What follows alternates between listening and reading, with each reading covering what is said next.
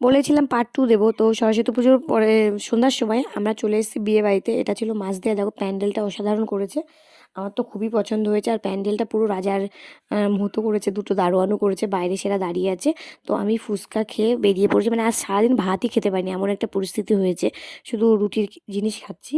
তো আমি রেডি হয়ে গেছি। দেখো এটা আমার ছিল আজকের লুক বিয়েবাড়ির। আর এই ফুলগুলো দিদি এনে দিয়েছে, কারণ আমার ফুল দেওয়ার কোনো এনার্জিই ছিল না। মানে ভালো লাগছে না, বুঝতেই পারছো কত জার্নি করেছি আজকে। তো এই দেখো বউ বসে আছে, বউ আর সবাই ফটোশ্যুট করছে। তো আমি এদিকে চলে এসেছি, একটু ঘরে গেছিলাম। ঘরের খাটটা এখনও সাজানো হয়নি। তো ভাবলাম এরকম করে বসে লাভ নেই, আর খেয়ে নিই। যেহেতু সারাদিন কিচ্ছু খাইনি, আর ভালো লাগছে না। আর খাওয়ার প্যান্ডেলে কি বলবো, লাইনের পর লাইন, লাইনের পর লাইন। কখন যে আজকে চান্স পাবো সেটাই হচ্ছে বড় কথা। তো আবার ঘুরে আসলাম, এসে দেখছি সব কন্যাত্রী ঢুকে গেছে আর আমি বসে আছি। আর এখান থেকে উঠে যাবো, যেমন এখানে সবাই কন্যাত্রী বসেছে। এবার আমি যদি বসে থাকি, একটা প্রেস্টিজের ব্যাপার, বুঝতেই পারছো। তো চলো খাওয়ার প্যান্ডেল দিকে চলে এসেছি। দেখো 3-4 মানে ব্যাস চোখের সামনে উঠে গেল, তাও বুঝতে পারিনি।